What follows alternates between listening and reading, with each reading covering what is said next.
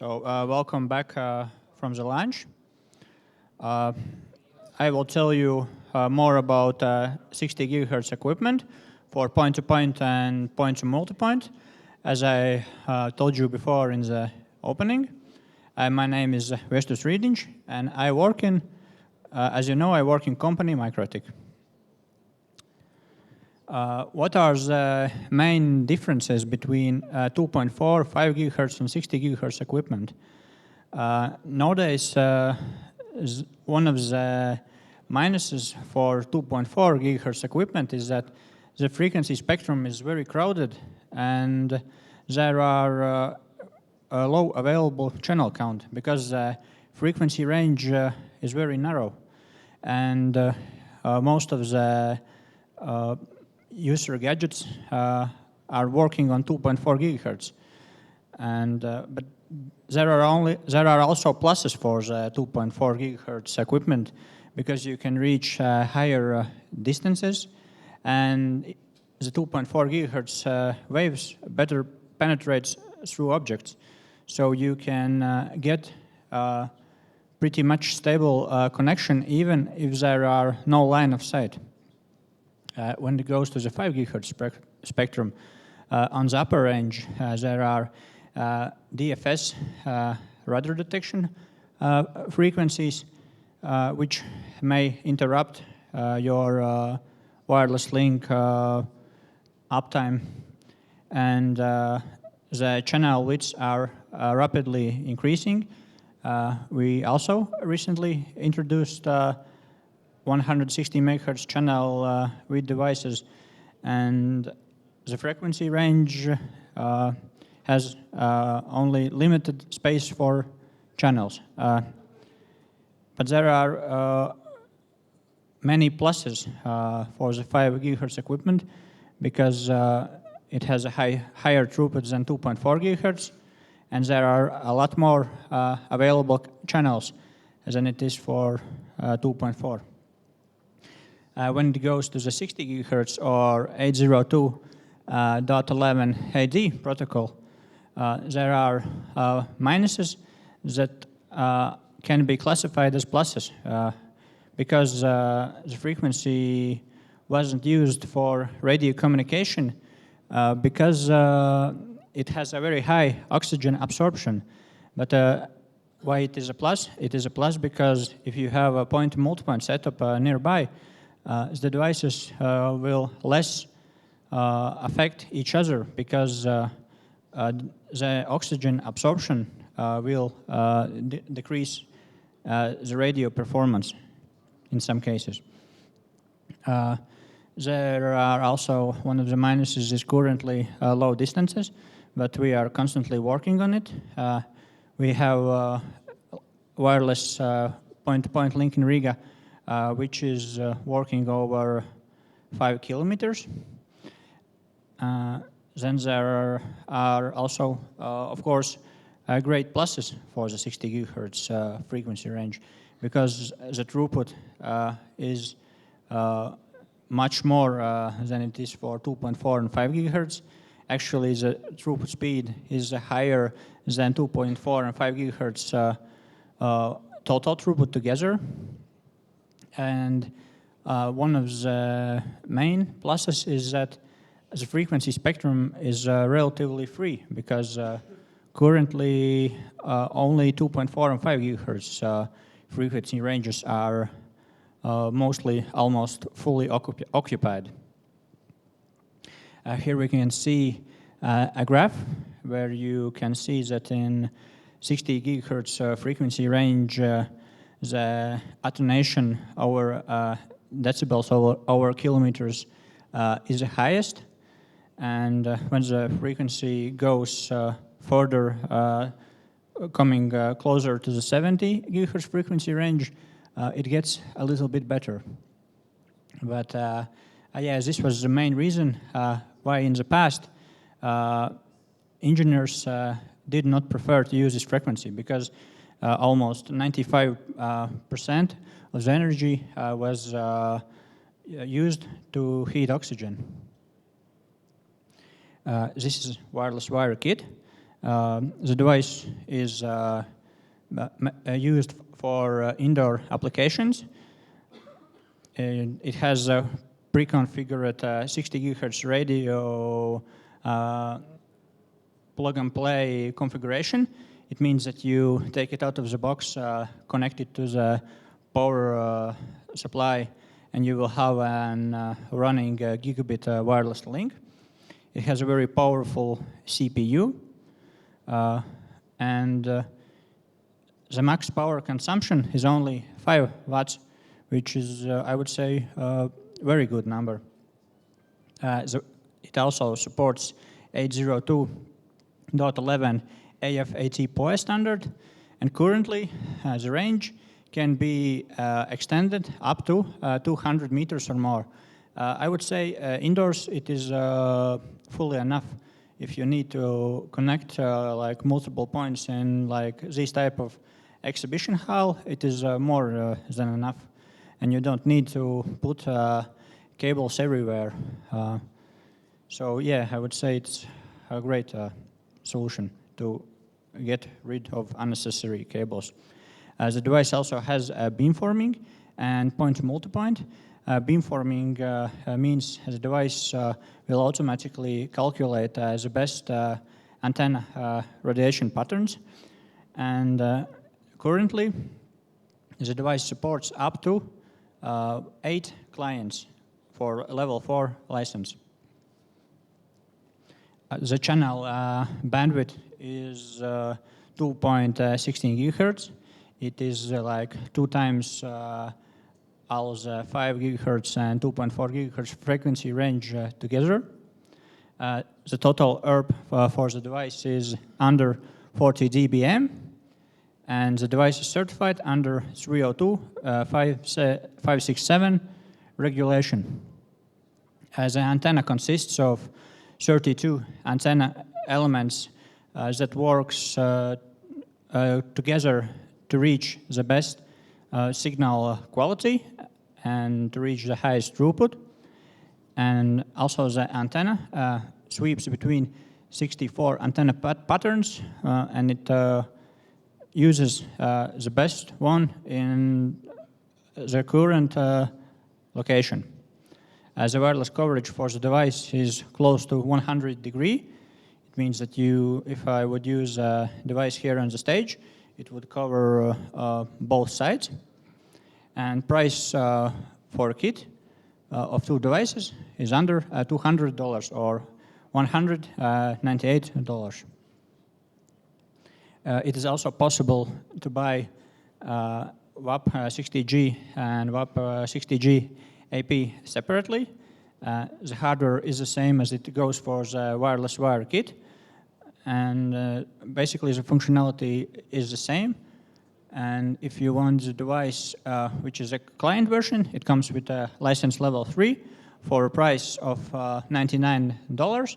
And if you would like to buy a device with license level 4, then the price will be $129. This is our new upgraded WAP 60G AP. It has 3 antennas for better coverage and wider coverage angle. The antennas switches, the connection between the antennas is flawless, and you won't feel the difference. And yeah, as I said before, in these setups you can use up to 8 clients for one device. And this device comes for a price $199. This device is SXT Square Lite 60. If you pair 2 of those devices together, you will get distances 200 meters and more. If you combine it with LHG 60, the distances will go 500 meters and more. The device has a very slim design. It is outdoor weatherproof, and it is certified under the ETSI. And it is the only difference between the WAP device is that it has a different case, better case for outdoor applications, and it has a 100 megabytes per second Ethernet port, and the price is very good. If you would use it for client premises, the price I would say is perfect. It is $69 for one device. This is LHG 60 kit. When you buy a kit, you get 2 devices. Currently, the distance can go up to 1.5 kilometers and more. As I said before, with a frequency range 66 gigahertz, we were able to reach distances up to 5 kilometers. For this device, the antenna gain is 42 dBi, and the total ERP is under 55 dBm. The device comes with license level 3 because it will be most likely used as for point-to-multipoint setups, and price for the kit is under $300 or $298 for a kit. This is a low-cost LHG 60, has the same wireless functionality, but it is limited by the 100 megabytes per second fast Ethernet port, and it would be very nice to use it in combination with WAP 60G AP3, and you could reach the distances up to 700 meters in that combination. And price for one device is $99. The wireless modes are very similar as it is for 2.4 gigahertz interfaces and 5 gigahertz interfaces. There are 4 wireless modes.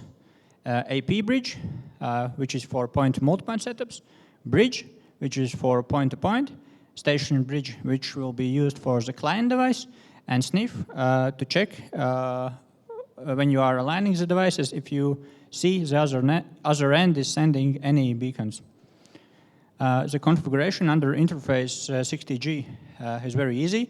Basically, you need 3 main configuration parameters. You need to specify the SSID, password, and the mode, bridge or station. And basically, that's it to create a wireless 60 gigahertz link. Here we can see performance over distance 1.5 kilometers. The speed is 915 megabytes per second in both directions. And I would say it's not bad performance. I would say it's excellent. Here we can see performance compared to a wired network.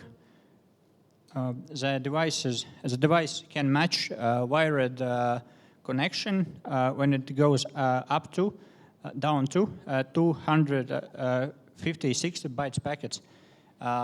Everything about that, the speed will be the same as it goes for a wired network.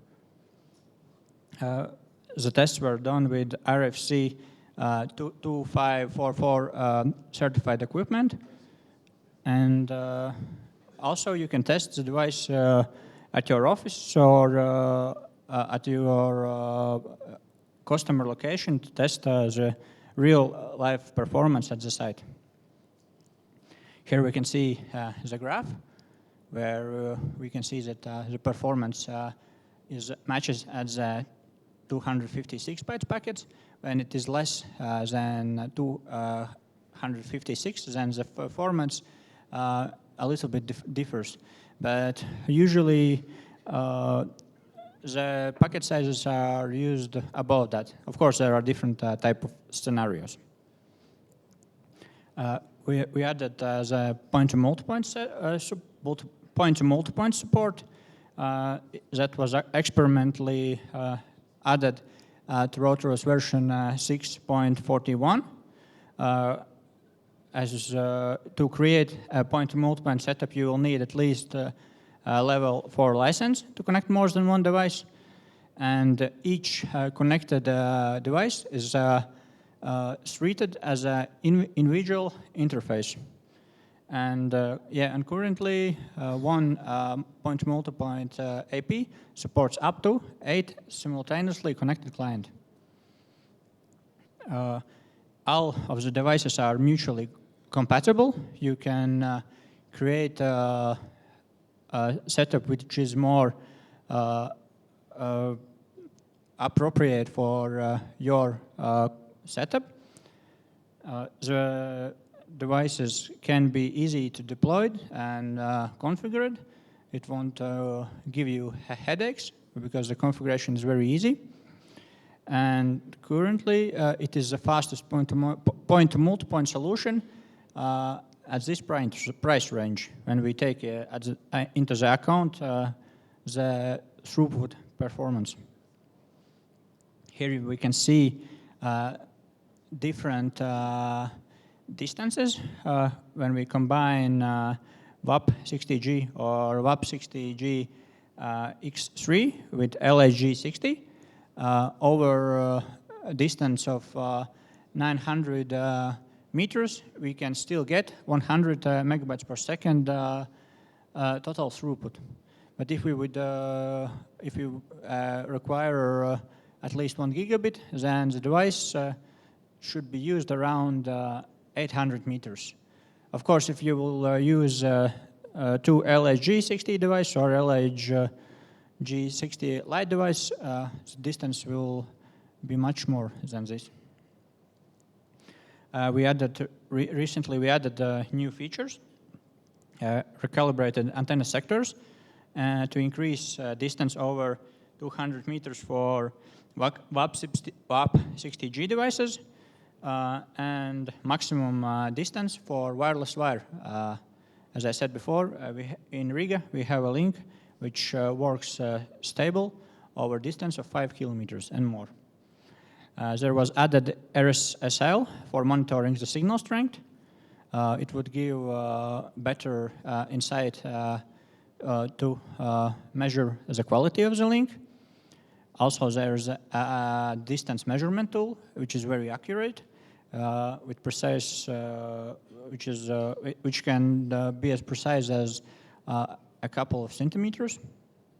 And there are also updated beamform pattern information to make the 60 gigahertz LHG alignment more easily, because the beam width is very narrow, and you have to take into account that the alignment should be done very carefully to get the best results.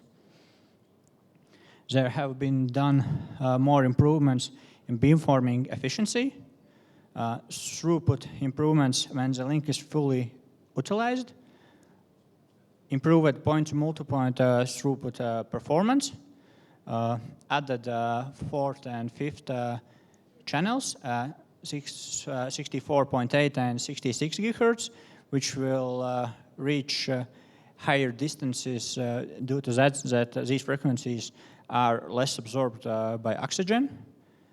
And there have been added new align features in RotorOS. Here we can see that the new align feature, it shows that direction which the device should be moved.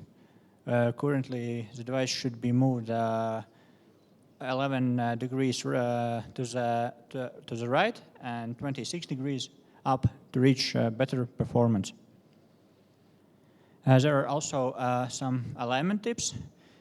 When you are installing the device, I would recommend setting up a 66 gigahertz frequency, because it will be much easier to align the device, because this frequency is less absorbed by the oxygen. And after you get a stable link, you can switch to one of the first three channels, 58, 60, or 62. There's also added LEDs to help the devices to align, which shows in which the LED is blinking, and it basically shows in which direction the device should be aligned to get the max peak performance. When testing the device, you can use a bandwidth test. It works under Router OS, PC, Mac Linux. But it will only use one core. If you want to test it properly, you should use a traffic generator or iPerf or iPerf 3, because these tools support multiple streams and doesn't use only one CPU core. Of course, you can use speed.net. I think everyone knows this address. And now I will show you a live demo link, which is set up here between two WAP60G devices.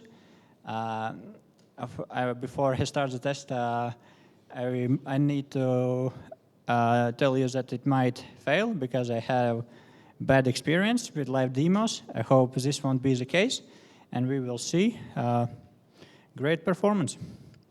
So I will switch to the Router OS. This is a client device.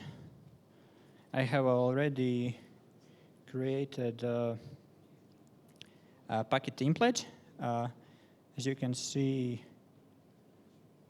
the test setup is very simple. I have specified the IP destination and IP gateway, and the traffic goes from one device and to the other one, and the other one sends it back. Basically, it's a loop. So I will start the test.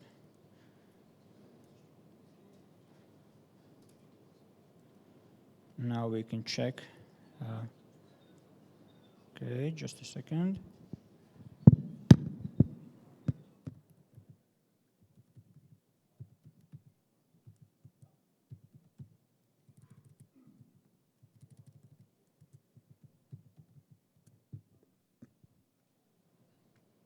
Okay, the traffic is going very well.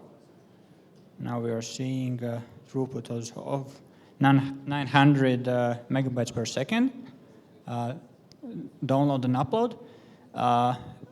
It is important to have direct line of sight, because if I will put my hand across the antenna, the throughput should fall, as you can see. But the beamforming patterns calculates another path very well. I would say this demo goes very well compared to my last demo, and yeah, it looks good. So I can also show you ping if you would like to see.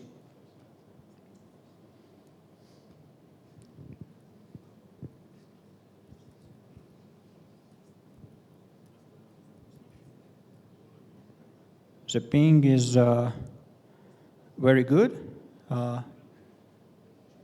It's an average of 1 to 0 milliseconds. So I would say you get a low latency, full gigabit Ethernet link over wireless. So here are some simple tips.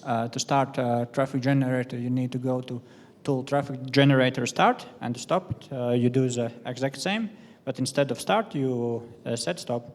You also can set different packet sizes, like I was using 512 by default, but you can use 64 or whatever you like.